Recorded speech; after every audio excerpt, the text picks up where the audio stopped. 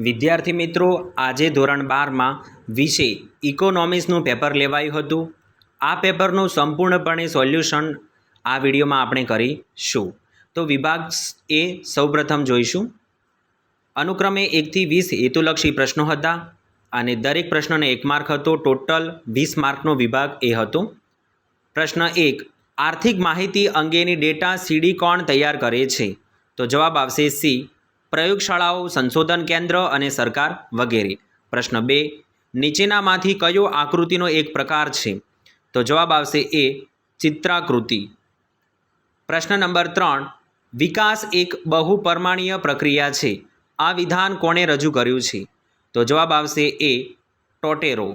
પ્રશ્ન 4, 2014માં માનવ વિકાસ આંકની દ્રષ્ટિએ વિશ્વમાં પ્રથમ સ્થાન ધરાવનાર દેશ હતો?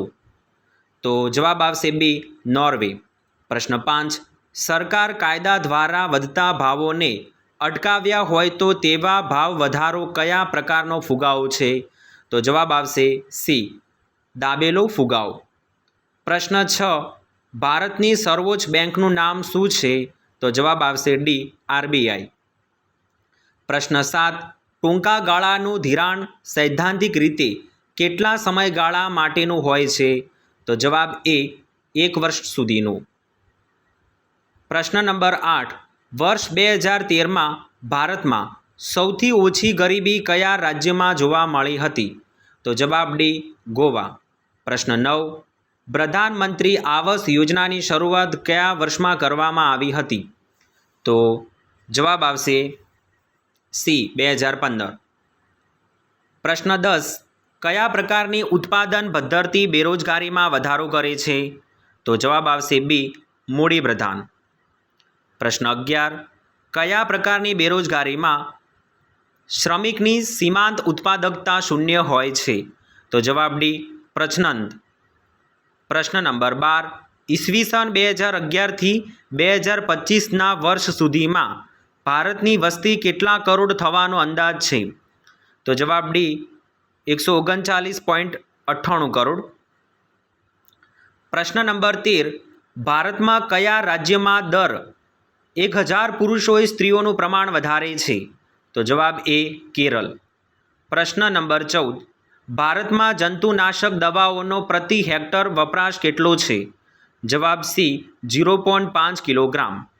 પ્રશ્ન નંબર 15, આજના સમયમાં વિદેશ વેપારમાં કયું સાધન વધુ ગતિશીલ બન્યું છે? તો જવાબ ડી, નિયોજન શક્તિ. પ્રશ્ન નંબર 16, ભારતના વેપારના પરંપરાગત ભાગીદાર દેશોમાં કયા દેશોનો સમાવેશ કરી શકાય?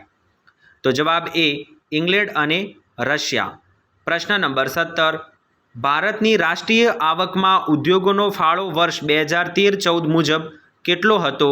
તો જવાબ બી, 27%. પ્રશ્ન નંબર 18, નીચેનામાંથી કયો ઉદ્યોગ સહકારી ક્ષેત્રનું ઉત્પાદન છે?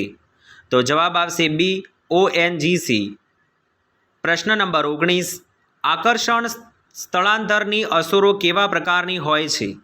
તો જવાબ બી, હકારાત્મક. પ્રશ્ન નંબર 20, ખાદ્ય જંગલ મોડલની રચના કોણે કરી? જવાબ બી, ડૉક્ટર સ્વામીનાથ. હવે આપણે વિભાગ 2 જોઈશું. 10 માર્કનો હતો. પ્રશ્ન નંબર 21, વૃત્તાંત શોધવાનું સૂત્ર લખો. પ્રશ્ન 22, બાળ મૃત્યુદર એટલે શું? પ્રશ્ન 23, આરટીજીસીનું પૂરું નામ આપો. પ્રશ્ન 24, સાપેક્ષ ગરીબીનો અર્થ લખો. પ્રશ્ન 25, તેંડુલકર સમિતિની ભલામણો મુજબ વર્ષ 2011-12 માટે ગ્રામીણ ક્ષેત્રની ગરીબી રેખા નક્કી કરવા કેટલા રૂપિયા નક્કી કર્યા છે? પ્રશ્ન નંબર 26, ભારતમાં આયોજનનો આરંભ કઈ સાલમાં થયો? પ્રશ્ન 27, રોકડિયા પાકનો કોઈ પણ 2 ઉદાહરણ આપો. પ્રશ્ન નંબર 28, સમતોલ લેણ દેણની તુલના એટલે શું? પ્રશ્ન 29, વિશ્વમાં ઓસ્ટ્રેલિયા કયા પ્રકારનો દેશ તરીકે ઓળખાય છે? પ્રશ્ન નંબર 30, પાક સંરક્ષણ એટલે શું? વિભાગ સી, જે પ્રશ્ન નંબર 31 થી 46 હતા અને ટોટલ 12 પ્રશ્નો લખવાના હતા. દરેકના 2 ગુણ હતા. વિભાગ ડીમાં પ્રશ્ન નંબર 56 થી 47 થી 56 સુધીના હતા. એમાંથી કોઈપણ 7 પ્રશ્નોના ઉત્તર આપવાના હતા અને દરેકના 3 માર્ક હતા. અને વિદ્યાર્થી મિત્રો, વિભાગ ઈમાં જે પ્રશ્ન નંબર 57 થી 63 સુધીના જે પ્રશ્નો હતા એમાંથી કોઈપણ 7 પ્રશ્નોના ઉત્તર આપવાના હતા. તો પ્રશ્ન નંબર 57માં સાટા પ્રથાનો અર્થ આપી સાટા પ્રથાની મર્યાદાઓ સમજાવો.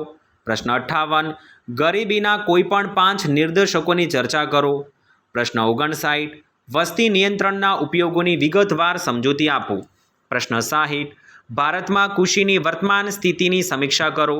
પ્રશ્ન 61 શહેરીકરણની નકારાત્મક અસરો સમજાવો.